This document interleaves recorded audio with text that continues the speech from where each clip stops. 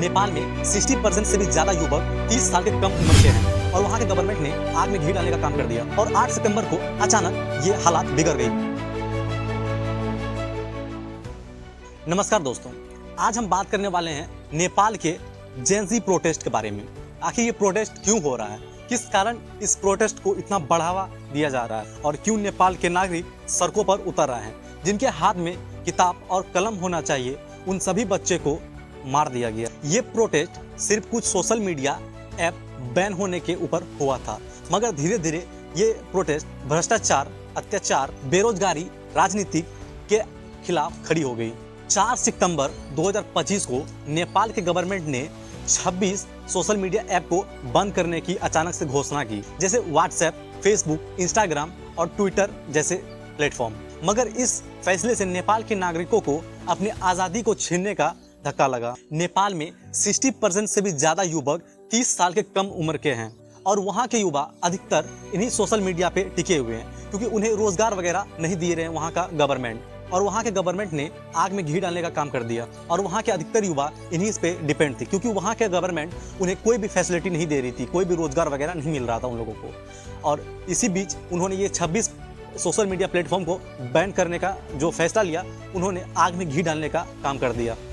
बस फिर क्या था, वहाँ के युवा सड़कों पर उतर आए और 8 सितंबर को अचानक ये हालात बिगड़ गई। वहाँ के कई सारे सांसद भवन और मिनिस्टर के घर वगैरह पे जनता ने हमला कर दिया और इस बीच वहाँ के गवर्नमेंट ने फायर का भी परमिशन दे दिया, जिसमें कई सारे रबर के बुलेट और एक बार तो रियल बुलेट भी चलाया गया, जिसमें से कि 19 बच्चों का जान चले गया। ये तो बस एक गिनती में आ रहा है, छुपा छुपाया बात 19 लोग, इससे कई ज्यादा लोगों की भी जान गई होगी। बट जब सोशल मीडिया पर यह सारा वीडियो वायरल हुआ तो पता चला असली मुद्दा ये नहीं था कि सोशल मीडिया बैन किया जा रहा था, असली मुद्दा तो कुछ और था। नेपाल के गवर्नमेंट वो अपने ही जनता पे ध्यान नहीं दे रहे थे, बल्कि उन्होंने अपना सारा पैसा मंगाकर स्विच बैंक अकाउंट में डाल रखा था और अपने बच्चों को बाहर विदेश में एक अच्छी लाइफ प्रोवाइड करवा रही थी। वहीं इनके देश के युवा बहुत ही बेरोजगारी और कम से कम फैसिलिटी में जी रही थी।